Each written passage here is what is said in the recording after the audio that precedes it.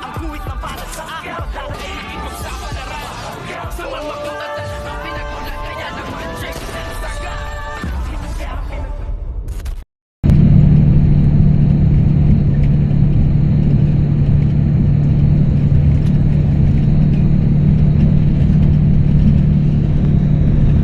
Kabaong nitong ang si Mang Noy at nasabi nga nitong si Olga na sumunod sila na kung saan nga ay dilibing at dadalhin na sa huling hantungan ang labi nitong ang si Mang Noy at nasabi nitong si Olga na doon nila pasasabugin ang bomba pag malapit na nga sa simenteryo.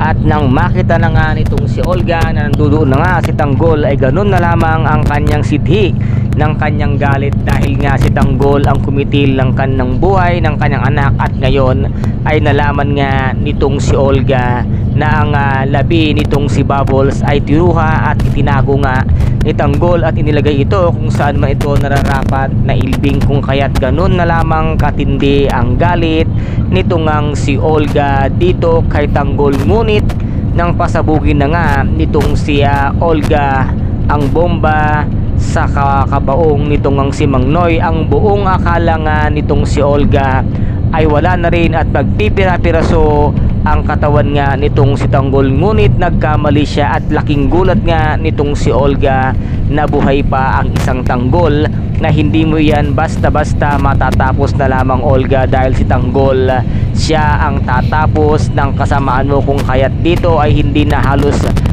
alam ni Olga ang kanyang gagawin dahil uubusin lahat ni Tanggol ang kanyang tauhan at dito nga ay lalo nang sumidhi ang galit nitong si Tanggol na ngayon nga ay hindi na mapigilan ng kahit kanino dahil ikaw, Olga, sisigiling ka niya at siya mismo ang maglilibing sa iyo ng buhay dahil sa kasamaan ng ugali mo. Kaya't ngayon magsisisi ka, Olga, sa lahat ng ginawa mo kay Tanggol. Kaya guys, ito po ang ating pakaabangan sa mga susunod na episode dito nga sa FPJ ang Batang Quiapo. At kung nagustuhan po ninyo ang aking videos for today, paki-subscribe na lamang po ng aking channel, paki-like and share para mag-update kayo sa lahat ng gagawin kong videos. Maraming salamat po. Ingat, God bless and bye bye.